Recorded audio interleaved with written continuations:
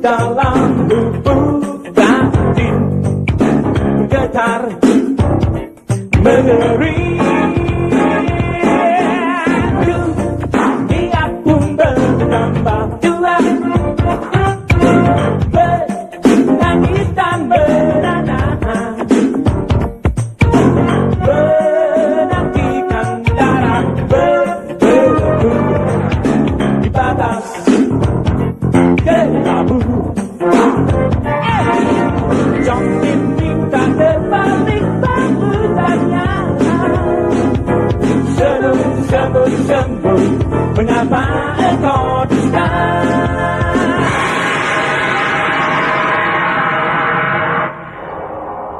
Saya kira sebaiknya saya pulang. Ini ada titipan surat dari Tasik buat kamu. Maaf, tadi saya belum sempat menyampaikannya. Dari Albert.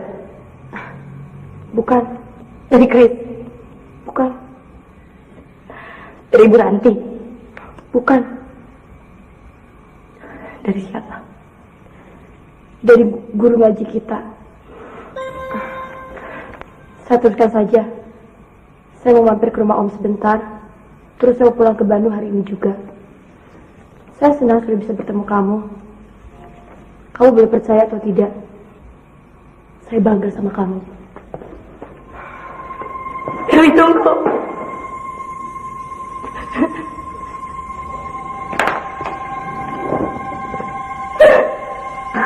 Itu loh, Bang juga mau kalau ditawarin adegan ranjang sama bugil-bugilan. Boleh dong, Om, sekali-sekali. Kamu kenapa?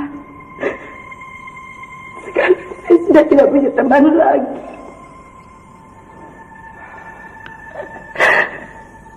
Semuanya palsu. Semuanya ingin memperalat saya.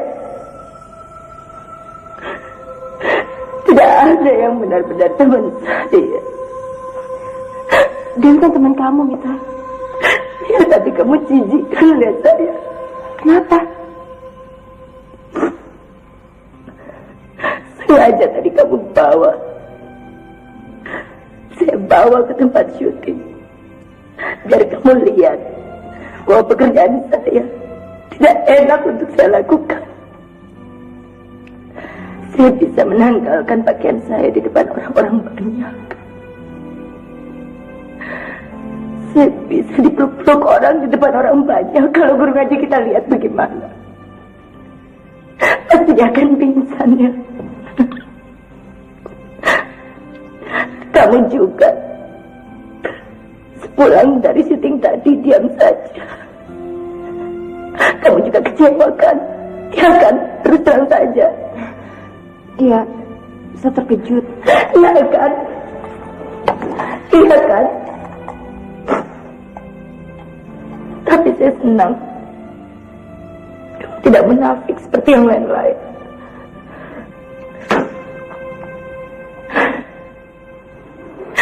Sekarang saya memang cuma sendirian.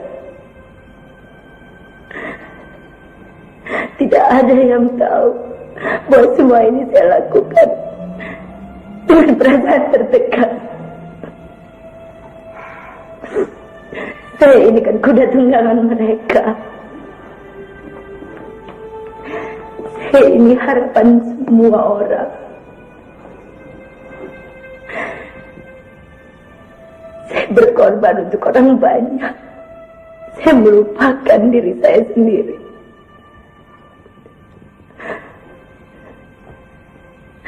Saya sudah melakukan pekerjaan yang kotor untuk mereka semua. Tapi saya tidak menganggap kamu kotor. Munafik! Saya tidak mau lagi dengar kata-kata itu. Gombal. Saya justru kasihan melihat kamu nyari duit kok susah selama mati sampai harus apa? Harus buka-bukaan gitu. Jadi memalukan kan? Bukan begitu. Munafik. Semua orang munafik. Kalau kamu bilang saya kotor, lihat saja kotor. Atau kamu bilang saya tidak bermoral? Bilang saja, saya tidak peduli. Saya lakukan ini semua demi keluarga saya kok. Saya berikan semuanya buat keluarga saya. Tahu? Iya, saya tahu. Tahu apa? Saya tidak pernah menikmati ini semua. Mereka semuanya yang menikmati. Saya punya rumah sebesar ini juga. Semuanya mereka yang nikmati. Jadi kebanggaan buat mereka. Si Lolo itu kan sudah bisa tinggal di daerah jet set. Si Lolo kan sudah superstar. Tetap mereka pernah nanya, apa sih bahagia? Iya. Ya. Iya apa? Kamu tidak tahu perasaan saya. Seluruh dunia juga tidak peduli sama saya. Itu sudah betul. Bohong. Iya, karena saya merasakan itu. Dari mana kamu tahu? Iya, ketika saya melihat kamu kerja tadi, saya tahu kamu tidak senang dengan apa yang kamu lakukan itu. Gombal. Karena saya kenal kamu, dulu kita sama-sama makan colenak waktu pulang sekolah, sama-sama ngaji. Jadi saya tahu perasaan kamu. Bullshit. Bullshit? Kamu yang bullshit. Pekerjaan kamu yang berat ini yang membuat kamu jadi bingung. Kenapa sih kamu curiga sama semua orang? Curiga karena segala-galanya. Kamu benci pada semuanya. Itu yang membuat kamu tidak bahagia barangkali. Padahal kamu sudah cukup hidup berlimpah begini. Buka dong mata kamu. Kamu jauh lebih bahagia daripada orang lain. Kamu mesti bersyukur, Mita. Begini saja sudah gelo. Bagaimana kalau seperti saya? Nih. Baca surat ini baik-baik. Enggak. Kenapa? Kamu bilang saja sama mereka bahwa kamu tidak ketemu saya. Mita yang dulu sudah mati. Bilang aja sendiri. Yang penting kan Dewi sudah menyampaikannya. Nih, Dewi pulang. Apa isinya? Jangan takut. Bukan minta duit kok. Nasihat lagi. Baca aja sendiri. Saya takut. Takut? Takut kenapa? Kamu kan gak punya salah. Saya salah? Salah apa? Seharusnya saya tidak menerima tawaran yang hanya memperalat tubuh saya dan kecantikan saya. Seharusnya saya menolak untuk adegan ranjang, adegan bugil. Seharusnya saya menjadi aktris seperti Christine Hakim, seperti Meryl Streep. Kamu kan bilang, kamu terpaksa menerima tawaran ini. Tidak ada yang bisa memaksa saya. Kalau saya tidak mau. Kalau begitu, kamu benar-benar sukses dong. Saya bangga sama kamu, Mita. Saya tidak pernah merasakan kesuksesan itu. Tapi kan keluarga kamu yang merasakan. Saya juga ikut merasakan kok. Saya merasa berdosa. Iya, saya paham.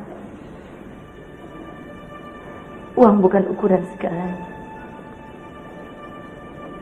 Kebanggaan orang lain terhadap diri saya juga bukan ukuran sukses.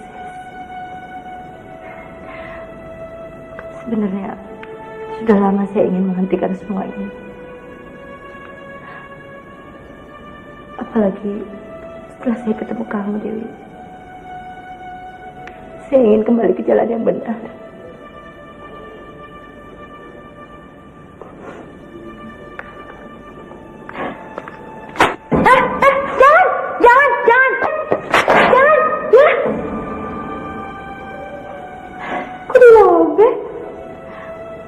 Saya sudah tahu. Isinya pasti nasihat supaya saya kembali ke jalan yang benar. Kamu tolong sampaikan kepada beliau bahwa saya sudah terima surat itu. Saya janji saya akan kembali ke real saya yang murni. Back to the basic. Saya sudah tobat, Dewi. Kamu tolong sampaikan pada beliau ya. Iya, saya akan sampaikan.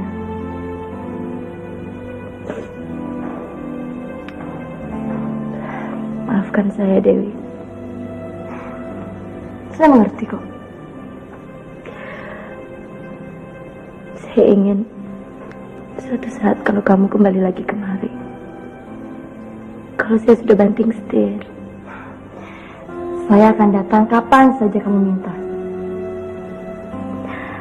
Doakan aku berhasil ya. Ya, tentu saya akan doakan. Kamu betul-betul memang sahabat saya yang sejati. Terima kasih Mita. Kalau kamu masih mau menganggap saya sebagai sahabat kamu. Doakan aku berhasil ya.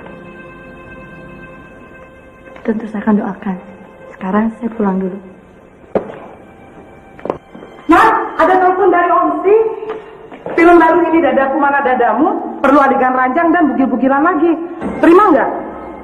Tolak aja deh non. Masa bugil-bugilan lagi? Ranjang apaan lagi sih tuh?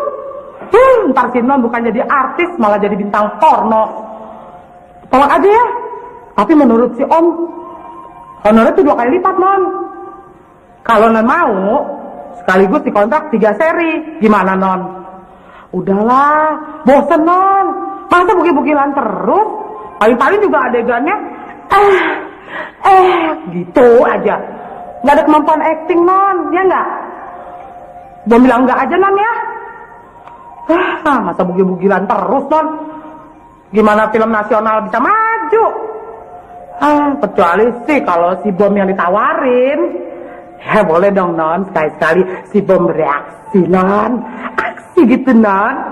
Udahlah non. Gini aja non, Bom bilang no way begitu, ditolak. Katanya sih juga kalau ditolak nggak apa-apa. Dia juga udah segan nawarin bugil-bugilan terus. Tapi kalau mau nolak cepetan non. Soalnya yang kepengen main bugil-bugilan antriannya tuh panjang non, udah 1 kilometer. Udah ya, tolak aja ya. Halo, bisa bicara dengan Omsi? Omsi sendiri. Maaf ya Om, Bom kelamaan. Gini Om, tadi kan Bom udah lapor sama Non. Terus Non bilang kalau bisa sih peranan itu dikasih aja sama orang lain. Habis masa? Bom! Ya? Terima aja tawarannya. Tanya lokasinya di mana. Tapi 2 kali lipat ya. Oh, maaf Om. Tadi Bom ke Sleo, kata Non diterima aja. Tapi honornya 2 kali lipat. 2,5 kali. Apa? 3 kali lipat.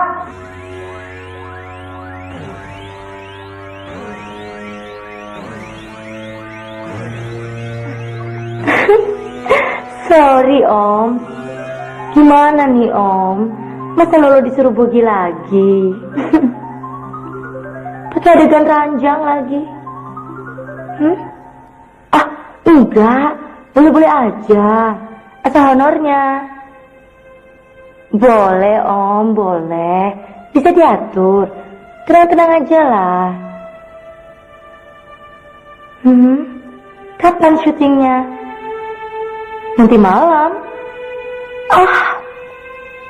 Apa? Sekarang? Oke. No problem. Halo, bisa bicara dengan Om Kokom? Dari Dewi, dari keponakannya di Bandung. Oh, udah berangkat ke kantor. Tante ada? Oh, lagi mandi. Ya udah deh, biarin aja. Iya, biar nanti saya mau ke situ. Janji apaan? Enggak. Ya tolong bilangin aja. Kan gini, kemarin saya kan mau ke situ. Tapi waktu saya telepon, omnya belum pulang. Ya udah saya mampir ke rumah teman. Nggak taunya saya diajak nonton syuting. Terus begitu nginep lagi di sana. Iya. Hah? Iya, tapi iya emang baik tetapinya. Ini saya bicara dengan siapa sih? Oh, Hatun. Tiga loh, mana kemana-mana. Masa gak inget sama saya? Dewi? Iya. Resmi banget sih saya. Ini bukan telepon untuk pacaran, tahu? Ayo, sana cepetan, gantian. Galak. Aduh.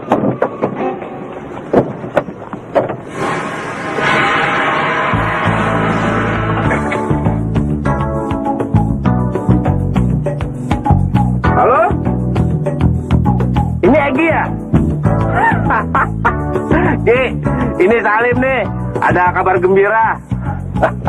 Iya, Salim mau jadi konglomerat. Mainan bikinan Jepang, aku berjalan sempoyongan, di bawah cahaya gembelapan berbagai iklan metropolitan. Oh, berbagai mainan bikinan Amerika, aku berangkat ke petang, di bawah perintah kontrak.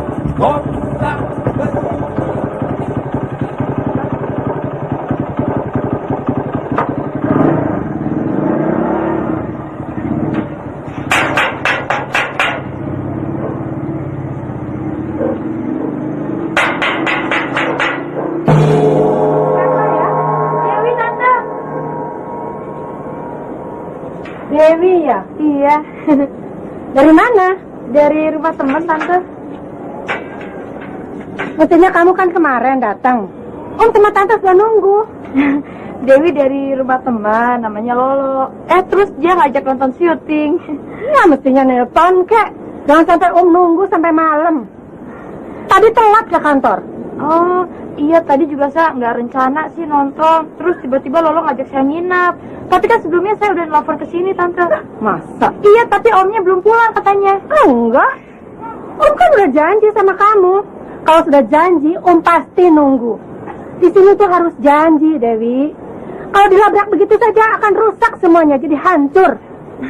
Iya ya, sekarang udah jadi kota internasional ya, Tante. Iya. Makanya mestinya kamu itu telepon dulu supaya kita tidak nunggu sampai malam. Kita udah siapin makanan. Kiranya kamu mau datang. Ini Jakarta, Dewi. Iya, Tante. Sekarang Omnya ada apa enggak? Emangnya pengangguran? Bisa seenaknya tinggal di rumah. Kalau jam begini Om itu sudah pergi. Kalau telat sedikit saja, wah bisa rusak urusan kantor. Oh. Apalagi sekarang Om pegang bagian pemasaran. Waktunya mepet-mepet sekali. Gitu ya? Iya. Makanya kamu itu harus asprak dulu. Di Jakarta ini, waktu itu sangat berguna. Tidak boleh dibuang-buang begitu saja. Bagaimana kalau saya susul Omnya ke kantor? Emangnya mau ngapain? Begini, Tante. Ibu Dewi lagi sakit, jadi ya... Aduh, memang sekarang ini semua sakit-sakitan. Ya, karena udaranya udah rusak, ozonnya bolong. Jadi polusi. Om itu sakit, Dewi. Sekarang ini mau berangkat check up ke Singapura. Takut ada apa-apa. Ya memang mahal. Tapi di sana kan lebih lengkap segala-galanya. Aduh, tapi kita ini tidak dibiayai kantor. Jadi kita ini sangat susah, Dewi. Tante juga sekarang lagi sakit. Nggak boleh banyak pikiran. Tidak boleh sibuk. Malah tidak punya pembantu. Aduh, segaranya serba salah. Om itu sudah lama sebetulnya mau ke rumah ibu kamu. Ya, kali saja bisa minjemin begitu buat ongkos berobat ke Singapura. Bisa nggak ya ibu menolong? Emangnya sakit apa, Tante? Om itu aneh. Kalau diperiksa dokter, dia tidak sakit. Tapi dia sendiri selalu merasa tidak sehat. Sekarang ini lagi cari apa begitu? Tante juga sama. Mungkin ini sudah penyakit kota. Apa Dewi bisa menolong Tante begitu? Ya, nolong bagaimana ya, Tante ya?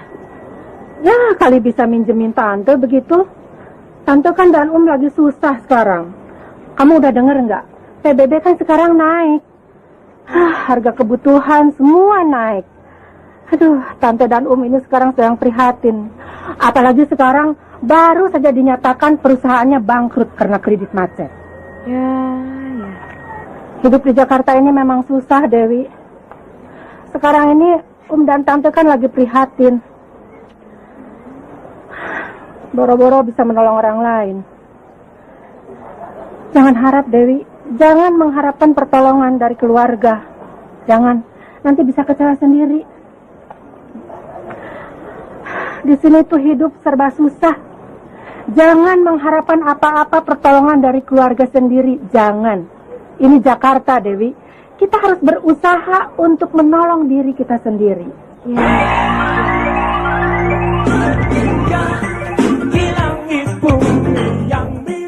Halo, bisa-bisa dengan Ira? Oh, belum datang ya? Ya, terima kasih. Ya, ini dari Dewi. Ya, biar nanti Dewi kasih tahu si Kebon bahwa Om akan ngasih uang 1 juta. Jangan. Kenapa? Tante, salam untuk Om. Sebenarnya si Dewi membawa amanat buat Ibu Dewi.